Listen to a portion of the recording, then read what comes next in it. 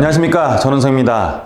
자, 오늘은 용산 투자, 한강변 투자, 아파트 가격을 보고 판단하자. 여러분들이 이제 용산, 한강변 이런 데 대해서 투자를 하려고 고민을 하시는 분들이 굉장히 많아요. 상담을 하다 보면. 용산, 한강변 그리고 강남은 정말로 서울에서 가장 선호도 높은 투자 지역 중에 하나인 건 사실입니다. 그래서 그 중에 있어서 용산과 한강변을 굉장히 많이 고민들을 하시는데, 아파트 가격을 보고 판단을 한번 해보자. 그래서 오늘은 제 생각을 말씀드리기보다는 팩트에 기반을 해서 한번 설명을 드리도록 하겠습니다. 이 아파트라는 것은요, 완성된 상품이에요. 우리가 용산이나 한강변에는 소액으로 재개발 예정지에 투자를 많이 하려고 하는데, 아파트는 완성된 상품이기 때문에 아파트의 가격은 고평가나 저평가 이렇게 논하기는 굉장히 힘들고요.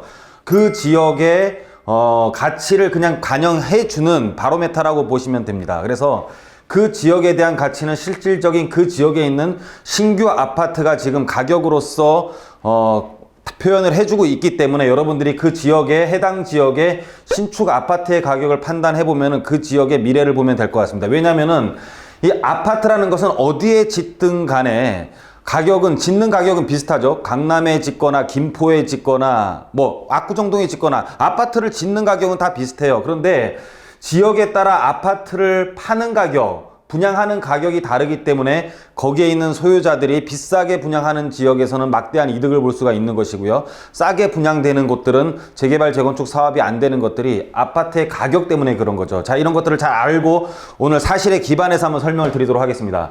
자, 여러분들 뭐 용산 지도는 하도 많이 보시니까 제가 설명드릴게요. 뭐 크게 설명드릴 필요는 없는데, 자, 용산 민족공원이 이렇게 있고요. 그리고 국제업무지구가 있고 마포 공덕업무지구가 있는데, 그 사이에서 여러분들이 소액으로 이제 투자 추천을 많이 받는 곳이 서계동부터 원효로 4가 일대예요.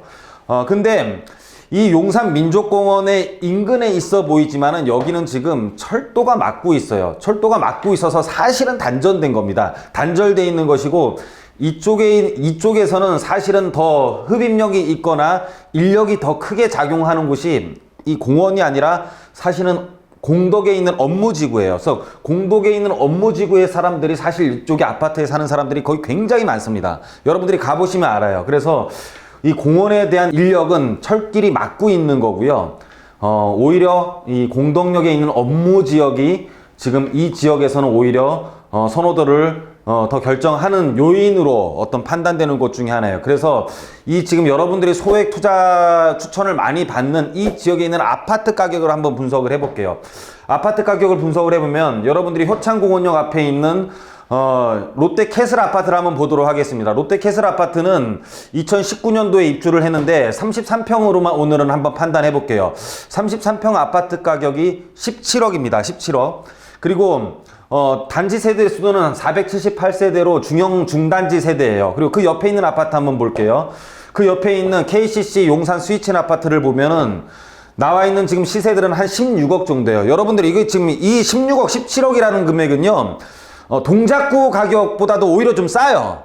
예, 동작구 중에 흑석동보다는 한참 모자라고 상도동 가격과 좀 비슷한 금액이라고 보셔도 돼요.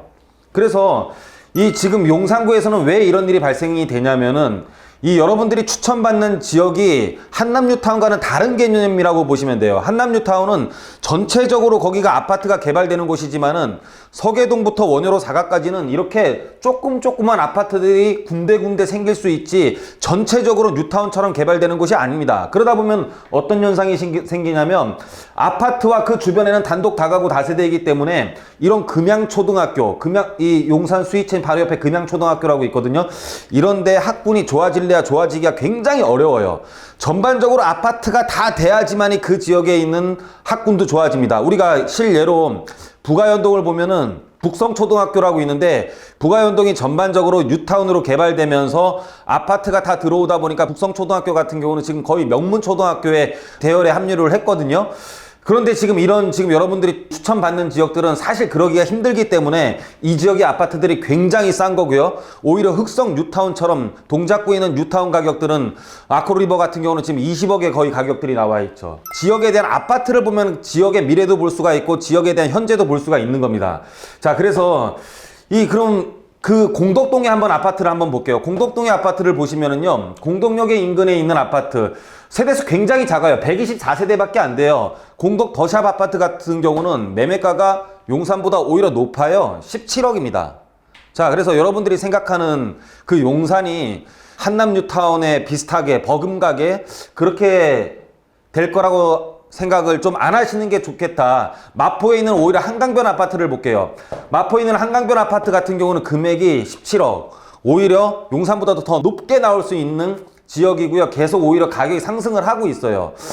자, 그래서 광진구에 있는 아파트를 한번 보시면은 2006년도에 지어져 가지고 116세대밖에 안 됩니다. 그런데도 무려 가격은 15억이고요. 한강변에 있는 성동구에 있는 한강변 아파트를 보면은 트리마제 같은 경우는 전용이 95제곱미터로 분양한 69제곱미터이고요. 방 하나 거실 하나예요. 방 하나 거실 하나짜리가 무려 가격이 21억이나 됩니다. 그래서 지금 이 영동대교는 성동구와 광진구를 중간에 가로지르는 영동대교는 철길과 다른 거예요.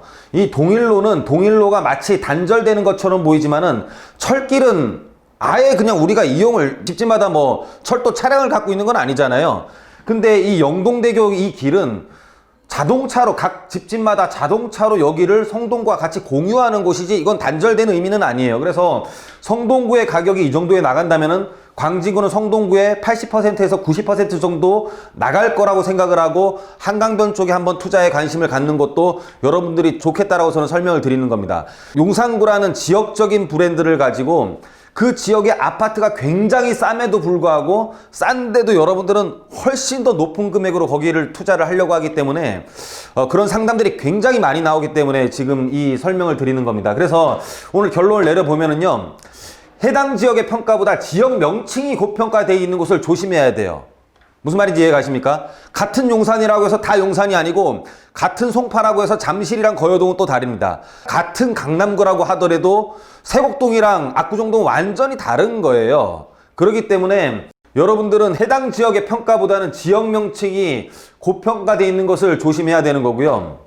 주변 지역 아파트 가격을 기준으로 투자 수익률이 결정되는 거예요. 말씀드렸다시피 주변 지역의 아파트 가격을 기준으로 그 지역의 신규 아파트를 분양할 수 있다. 그래서 아파트를 짓는 가격은 비슷하기 때문에 투자의 수익률이 높아지려면은 신규 분양 가격이 높아야 되는데, 그러려면은 주변의 사례를 봐야 되니까는 당연히 주변 신규 아파트 가격을 기준으로 투자 수익률이 결정된다라고 보시면 될 것 같고요. 서울 최고의 선호 지역은 당연히 강남, 용산, 한강변이지만은 금액에 맞게 여러분들이 주변 상황을 잘 고려해서 현명하게 투자를 했으면 좋겠다라는 취지에서 자, 오늘 강의는 준비했습니다. 오늘은 좀 팩트 중심으로 강의를 했고요. 여러분들 투자에 관심 있는 분들 저희와 계속 함께 해주시고, 투자에 대해서 고민되시는 분들은 저희한테 전화 주시면 저희가 자세히 설명드리도록 하겠습니다. 자, 오늘 강의는 여기서 마치도록 하겠습니다. 감사합니다.